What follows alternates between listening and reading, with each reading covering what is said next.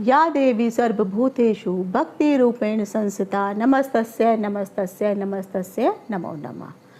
ये जो मंत्र है ये दुर्गा देवी का मंत्र है। शारदीय नवरात्रि की शुरुआत हो रही है और नवरात्रियों को लेकर के लोगों के मन में कुछ कन्फ्यूज़न भी बना हुआ है, क्योंकि इस साल जो नवरात्रि शुरू हो रही है वह 9 दिन की नवरात्रि नहीं बल्कि 10 दिन की नवरात्रि होने वाली है। इसके पीछे का आखिर कारण क्या है? अगर कुछ लोग ऐसे हैं जो पूरे 9 दिनों का व्रत करते हैं, तो आप अगर कोई एक व्रत बीच में छोड़ना चाहते हैं, क्योंकि 10 दिन तक नवरात्रि रहेगी, तो कौन से दिन का व्रत आपको छोड़ना चाहिए? जो लोग जो हैं जो जोड़ों में व्रत रखते हैं, पहला और आखिरी व्रत रख लिया, या बीच में कोई भी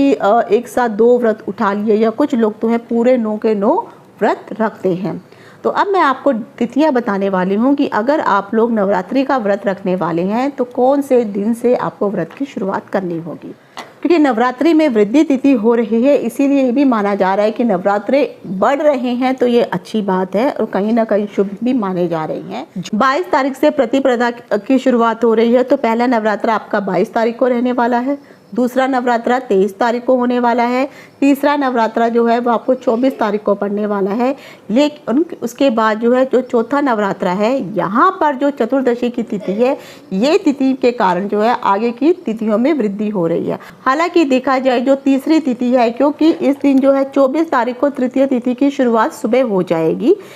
और उसके बाद ये जो तिथि की जो समाप्ति है अगले दिन 25 तारीख को जो है सुबह 7 बजे के आसपास इस तिथि की समाप्ति हो रही है। तो क्योंकि सूर्य उदय आजकल जो है 6 बजे के आसपास हो जा रहा है, जिसके कारण 7 बजे जो है तृतीय तिथि तक चल रही है, तो अमूमन देखा जाए तो यहाँ पर तृतीय तिथि की वृद्धि हो जा रही है। तो तृतीय तिथि जो है 2 बार पड़ जा रही है, और फिर जो 7 बजे के पश्चात जो है बाकी फिर चतुर्थी तिथि चलने वाली है, और अगले दिन जो सूर्य उदय हो रहा है वह भी चतुर्थी तिथि में ही हो रहा है। तो उस दिन जो सूर्य उदय जो है वह चतुर्थी तिथि में उदय होने के कारण, लेकिन चतुर्थी तिथि की जो समाप्ति है वो 9 साढ़े 9 बजे के आसपास ये तिथि समाप्त हो जाएगी और पंचमी तिथि शुरू हो जाएगी। तो यहाँ पर जो है चतुर्दशी तिथि जो है, यहाँ पर जो भी लोग गणेश संकटी चतुर्दशी का व्रत करते हैं, तो उन लोगों को अगर व्रत करना है तो आप जो है 25 तारीख का जो चतुर्दशी तिथि पड़ेगी, बेशक ये उदय तिथि के अनुसार तिथि नहीं पड़ रही है, लेकिन 25 तारीख वाला जो है आप व्रत कर सकते हैं